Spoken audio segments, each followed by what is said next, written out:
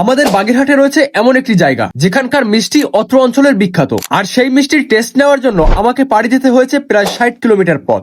সকালবেলা বাগেরহাট থেকে রওনা দিয়ে নোয়াপাড়া মোড় হয়ে চলে যাই কাটাখালী স্ট্যান্ডে। সেখান থেকে বাম দিকে রাস্তা ধরে সোজা কিছু দূর যেতেই দেখতে পাই শ্যামবাগাত বাস স্ট্যান্ড। সেখান থেকে একটু সামনে মহিষ খামারের গেট, আর তার ঠিক বিপরীতে রয়েছে আরেকটি রাস্তা। এই রাস্তা ধরে প্রায় 3 কিলোমিটারের মতো ভিতরে গেলেই আমাদের সামনে পড়ে একটি 4 রাস্তার মোড়। সেখান থেকে আমরা বরাবর সোজা রাস্তাটি নির্বাচন করি এবং 1 মিনিট সামনে যেতেই আমরা পৌঁছে যাই আমাদের কাঙ্ক্ষিত রাখালগাছি বাজারে। এলাকার ভাইদের কাছে জিজ্ঞাসা করে শিওর হই যে কোনটি আসলে বিখ্যাত মিষ্টির দোকান। শিওর হয়ে আমরা ঢুকে পড়ি মিষ্টির দোকানে। এখানে খাওয়ার মুহূর্ত ছাড়া দোকানের কোনো ভিডিও করার নিয়ম নেই। প্রথমে আমরা একটি করে মিষ্টি নেই এবং 2টি করে রুটি, কিন্তু ট্রাই করে স্বাদটা বেশ ভালো মনে হলো, তাই আমরা পরবর্তীতে আবারও নেই। প্রতি পিস মিষ্টি মাত্র 15 টাকা। দাম হিসেবে এর গুণাগুণ অনেক ভালো, কিন্তু তারা তাদের রেসিপি কোথাও শেয়ার করতে চায় না। এই রাখালগাছির মিষ্টি আপনি কি কখনো খেয়েছেন? কমেন্ট করে জানাবেন। খাওয়া দাওয়া করে আমরা রওনা দিলাম বাসার পথে। আবার দেখা হচ্ছে নতুন কোনো ভিডিওতে।